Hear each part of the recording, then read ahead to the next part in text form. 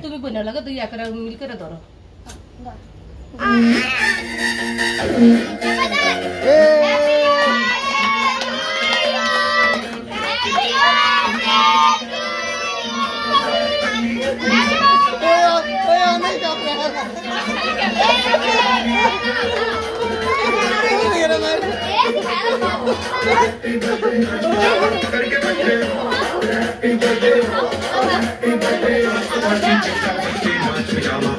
Happy birthday, happy birthday,